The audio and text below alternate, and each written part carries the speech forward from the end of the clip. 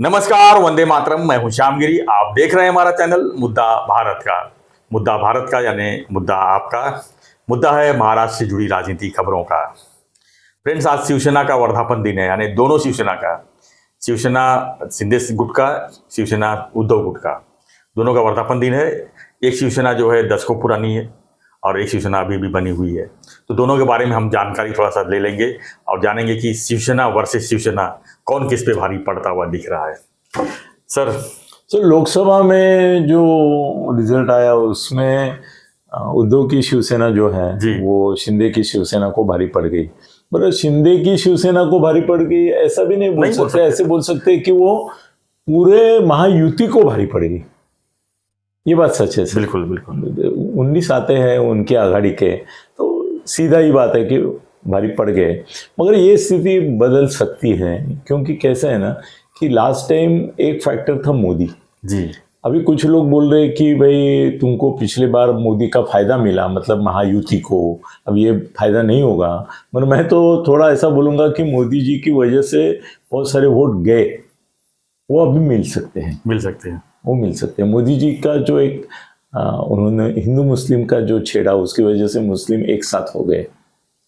अभी उनको वहाँ से पूरा डाइवर्ट करना मुश्किल है, मगर वो हो गया। फिर 400 पार की जो बात हो गई, उससे दलित अस्वस्थ हो गए। अभी 400 पार वगैरह संविधान को लेकर दलित अस्वस्थ। हाँ, मैं वही तो, संविधान बदलेंगे करके वो भी मुद्दा नहीं है अभी, इसलिए दलितों को भी अस्वस्थ होने की। हमको भी पता चल गया कि खटाखट क्या होता है। हाँ, और ये संविधान क्या होता है। वो कर्नाटक में तो लाइन लगाए लोग, खटाखट दो वो तो खटाई में पड़ गए। तो ये जुमले देख देख के अगर वो डाइवर्ट हुआ है तो गलत है। फिर तो वो बातें अभी मोदी जी के साथ जुड़ी हुई बातें यहाँ पे नहीं है। अभी हमारा मुद्दा है शिवसेना वर्सेस शिवसेना। इसमें ऐसा लगता है कि शिवसेना उद्धव की जो है, पहले थोड़ा मुझे ऐसा लगा था, मेरे भी इस बार थोड़े जजमेंट गलत हो गए। मुझे लगा कि ये फटका खाने के बाद शिवसेना शिंदे साहब की जो है वो टूटेगी, थोड़े लोग नाराज हो जाएंगे। अब भी मुझे डर है कि मंत्रिमंडल अगर ये करते हैं, और अभी आज की मेरी खबर ये है कि मंत्रिमंडल विस्तार थोड़ा हो रहा है, तो मेरे को डर है कि जिनको नहीं मिलेगा उनमें से कुछ लोग ये कर सकते हैं बगावत। मगर कैसा है ना कि ये भी अभी रजिस्टर्ड पार्टी है जी।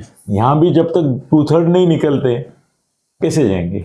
उनको पक्षांतर बंदी कायदा लागू होगा जी, तो उनका जाने का रास्ता वैसे बंद हो गया है। तो शिंदे साहब, मैं पहले सोच रहा था कि शिंदे साहब की पार्टी टूटेगी, मगर अभी देख रहा हूँ कि पक्षांतर बंदी कानून जो है वो अभी शिंदे साहब के फायदे का है। उनके लोग नहीं, अजीत दादा के भी नहीं टूट सके।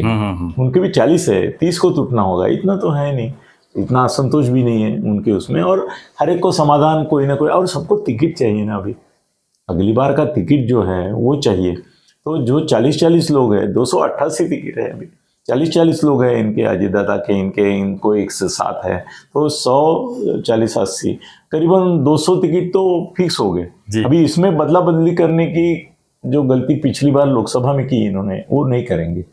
वो बोलेंगे कि जिसका जो आमदार है वहाँ का उसको ही टिकट देंगे। ज़्यादा इस बार हम फेरबार की ये नहीं रखेंगे। और शिंदे साहब अभी मैं बोलता हूँ कि सीख गए, राज चलाना भी सीख गए। और पहले मंत्री थे ही, तो वो तो अनुभव था उनका, मगर अभी मुख्यमंत्री करके राज चलाना सीख गए। अभी बड़ी बात ये होगी कि उद्धव का चेहरा, महायुति का चेहरा पहले लगता था होगा करके मुख्यमंत्री पद के लिए, मगर अभी जो खबरें मिल रही है उससे दिखता है कि कांग्रेस का होगा महाआघाड़ी में। हाँ, महाआघाड़ी में करेक्ट। महाआघाड़ी में अभी उद्धव का चेहरा नहीं होगा, उद्धव साइडलाइन हो रहा है। अभी कांग्रेस बहुत प्रोमिनेंट हो रही है और देश भर में प्रोमिनेंस उनको मिला है, वो महाराष्ट्र में भी मिला है। और नाना पटोले वगैरह थोड़े हट्टी लोग हैं, तो वो मानेंगे नहीं। तो अभी ऐसा हो रहा है कि नंबर 1 पे कांग्रेस है, नंबर 2 पे राष्ट्रवादी है और नंबर 3 पे उबाठा है।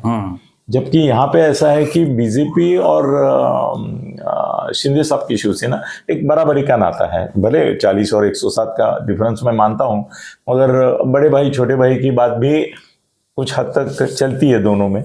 मगर शिंदे साहब को जो रिस्पेक्ट मिल रहा है अभी फडणवीस साहब से और बीजेपी से, वो उद्धव को अभी आगे चल के कांग्रेस वालों से मिलेगा नहीं। वैसे तो संजय राउत और उनमें ऑलरेडी लग चुकी है पटोले में।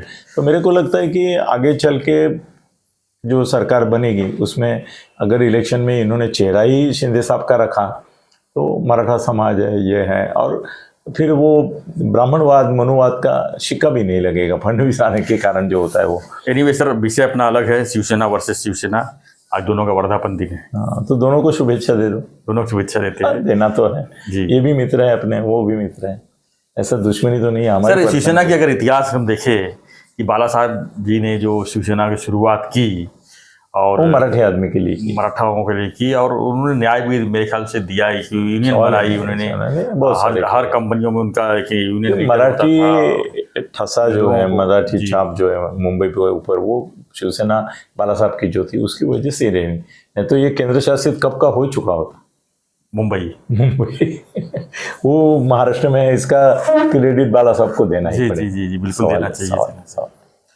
तो क्या लगता है कि जो बाला साहब जी की शिवसेना थी, आज वो शिवसेना कहाँ की हालत क्या हो गई? दो पार्ट हो गए, दोनों में बाला साहब की जिम्मेदार नहीं हो नहीं, दोनों में बाला साहब की शिवसेना नहीं है अभी जो दोनों शिवसेना है, दोनों में मुझे बाला साहब ठाकरे कहीं नहीं दिखते हैं। बाला साहब ठाकरे एक अलग व्यक्तिमत्व था, उनका अपना तरीका था जी, और वो तरीका ना उद्धव का है ना एकनाथ जी शिंदे का है, दोनों का नहीं है जी।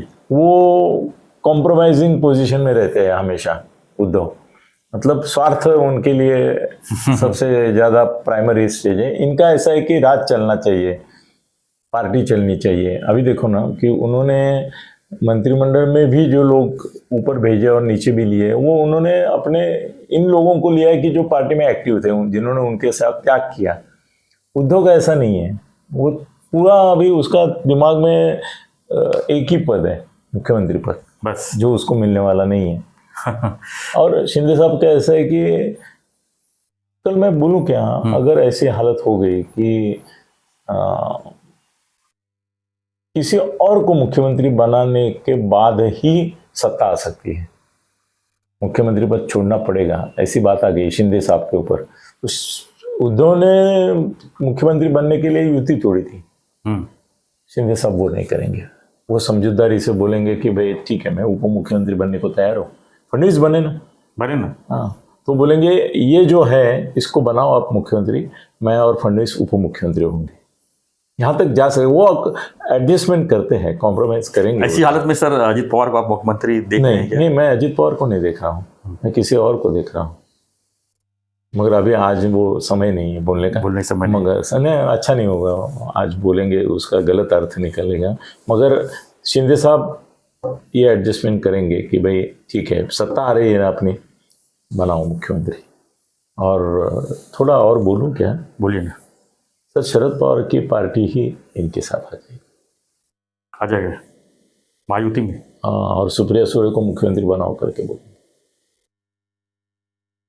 उद्धव भी बाजू में रह जाएंगे, कांग्रेस भी बाजू में रह जाएगी, ये संभावना आप बिल्कुल ये मत। सर, महाराष्ट्र है, इसमें संभावना ही संभावना है जो सोच नहीं सकते वही नहीं, अगर कल ऐसी हालत हो गई कि कांग्रेस और उबाठा और राष्ट्रवादी शरद पवार मिलके सत्ता फिर आ सकती है, और मोदी शाह ने अगर कन्विंस किया शरद पवार जी को कि भाई सुप्रिया सुळे को मुख्यमंत्री बनाते हैं हम लोग, तो शिंदे साहब मान लेंगे, वो इशू नहीं करेंगे। और ऐसी स्थिति होगी, ऐसे कुछ इंक्लिनेशन आए हैं, इंट्यूशन नहीं है, इंक्लिनेशन है, इसलिए मैं थोड़ा सा सावधगिरी से बोला कि शरद पवार साहब के बारे में अभी अफवाहें गर्म हो रही है सर, कि वो कांग्रेस से थोड़े दूर हटेंगे, क्योंकि महाराष्ट्र में जो कांग्रेस का लीडरशिप है उनकी जम नहीं रही है, तो उनकी अगर नहीं जम रही है तो उनकी मोदी शाह से जम सकती है फिर। और सुप्रिया सुळे को मुख्यमंत्री बनाना है उनको। मोदी शाह जी कितना भरोसा करते हैं? भरोसा सर देखो, कोई किसी के ऊपर भरोसा नहीं करना है, ना मोदी शाह के ऊपर भी आप भरोसा कर सकते हैं, किसी के ऊपर भरोसा नहीं करना है। पॉलिटिक्स में प्रैक्टिकल पॉलिटिक्स है। जो चंद्रशेखर तुम्हारे चंद्रबाबू नायडू अविश्वास का ठहराव इनके ऊपर रखा, गाली गलौज करते रहे, उनको जेल में भी भेजा इन्होंने, वो आज उनके साथ है। नीतीश कुमार तो तेजस्वी के साथ मुख्यमंत्री बने, इनका पार्टी छोड़ के, इनका मंत्रिमंडल तोड़ के, फिर उसको भी दगा दे के फिर इधर आ गए, फिर यहाँ आज भी सरकार में है। सरकार में है, मतलब सरकार के साथ है, तो सर ऐसा कोई भरोसा नहीं है। नीतीश कुमार, चंद्रबाबू नायडू से शरद पवार अलग नहीं है। तो मुझे अभी एक शिवसेना दोनों जो है इसमें धोखा दिख रहा है कि उद्धव को शरद पवार कट ऑफ करेंगे, जाओ कांग्रेस के साथ जाना है तो, और वो बीजेपी के साथ आएंगे, बोलेंगे सुप्रिया को मुख्यमंत्री बनाओ, क्योंकि उनको मुख्यमंत्री ये कांग्रेस वाले देंगे नहीं सर सुप्रिया। कल तक हम एक ये भी बोल रहे थे कि लोकसभा चुनाव के बाद शायद उद्धव ठाकरे जी जो है महायुति के साथ आ सकते हैं। नहीं सर, नहीं। अभी फडणवीस वापस आ गए ना, फडणवीस के मन में उद्धव के बारे में बहुत खुन्नस है, और उद्धव के मन में भी फडणवीस जी के बारे में खुन्नस है। एक दूसरे में एकदम ऐसे हो गए। हाँ, एकदम 36 काट रहे हैं। तो फडणवीस साहब भी कॉम्प्रोमाइज नहीं करेंगे उद्धव से, वो पवार साहब से करेंगे, सुप्रिया को लेंगे भी। सर बहुत कुछ होने वाला है, देखते हैं बहुत कुछ होने वाला है। ठीक है। शिवसेना बनाम शिवसेना में मुझे हार तो उबाठा की दिख रही है, जीत शिंदे साहब की होगी। धन्यवाद सर। तो हमारी चर्चा था शिवसेना वर्सेस शिवसेना। आज दोनों शिवसेना का वर्धापन दिन है। आपकी क्या प्रतिक्रिया है शिवसेना के ऊपर, हमें कमेंट बॉक्स लिखिए, और ऐसी खबरों के लिए बने रहिए हमारे साथ। देखते रहिए हमारा चैनल मुद्दा भारत का। चैनल को लाइक, शेयर और सब्सक्राइब करना ना भूलें। धन्यवाद। सर अनिल गगनबेदी थत्ते बोलते रहो। थत्ते साहब का चैनल है अनिल गगनबेदी थत्ते मराठी चैनल, आपको देखना है मराठी में ही, यही खबर मराठी में देखना है तो आप उसको जरूर सब्सक्राइब कीजिए और देखते रहिए चैनल को मुद्दा भारत का। धन्यवाद। जय हिंद, जय महाराष्ट्र, जय श्री राम।